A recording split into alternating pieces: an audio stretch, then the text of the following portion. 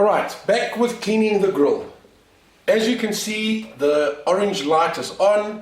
The temperature is at 70 degrees, which means that the grill has now cooled down to the point where we can use the SUMA D3. Alright, you get it from your supplier, your Diversey distributor.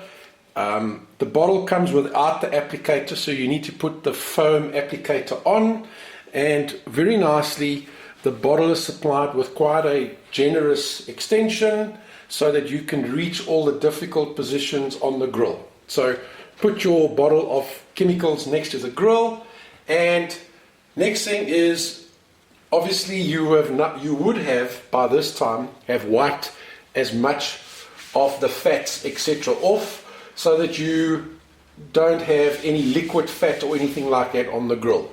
You basically then apply the grill cleaner like this, okay, and at the bottom like so. Try not to make a mess like I am doing.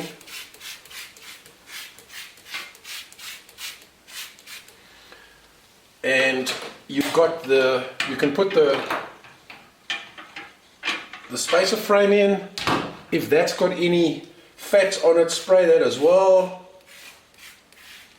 like so. The idea is cover the entire grill with the chemical, close it, leave it at 70 degrees. Be careful not to inhale any of the fumes that are coming off, and you leave that for about 2 to 3 minutes so that the grill cleaner can basically loosen and lift the fat and the carbon that is accumulated on the surface of the grill platen. And if the grill is quite dirty, if there was a lot of fat that was deposited on the surface, you may need to do this more than once. Use once you've opened it, you can see, like here, the liquid is on lying on the bottom surface of the grill. There is, in your case, where there is some grease and carbon, it will be lifting, and basically what you do is you then take your damp cloth or a container with some water, and you've got the drip tray at the back, and basically you can use your damp cloth, and the idea is now to wipe away and remove the fats and the grease that has accumulated on the grill, like so. Okay, obviously we don't have, the grill's not that dirty, so we are not going to see any black deposits. In fact, we've got the chemical on the grill, and you take a cloth and you dampen it again, and the idea now is to wash away all the chemical and the fat from the grill surfaces. So start with the top, wiping from a top to bottom angle, wipe like I am, and you remove all the fats and the carbon that may have built up on the grill. Alright, obviously, as I said, we don't have that dirt here, so the whole idea is then basically take the cloth, rinse it out in a bucket, and continue to remove. I'm just going to rinse my cloth, remove all the chemicals or fat from the cloth, and continue to wipe. If you need to, you can remove the grill spacer and basically take away all the chemical and the fat that has now been lifted from the grill surface. You can see there we're getting some of the chemical still, and continue this up to the point where your grill is clean. If there's still some stubborn carbon and fat on the bottom or the top, repeat cleaning it with the grill cleaner to the point where you have removed all the grease, all the carbon at the end of the day, so that the grill is clean for service tomorrow morning. So that's basically what you would do at the end of day, end of service, or in your quiet times, so that you can remove all the dirt, grease, food deposits, etc. that are on the grill. Alright, so that's the damp cloth. Basically, get your fingers there into the grooves.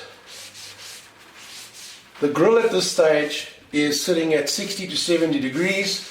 It's not going to burn your hands, and it should be relatively easy to clean the chemical off from the grill surface. Once you've done that, take a clean cloth free of chemicals, clean water, and rinse off the chemicals from the top and bottom, so that there is no residue of any of the chemical. I'm just rinsing my cloth.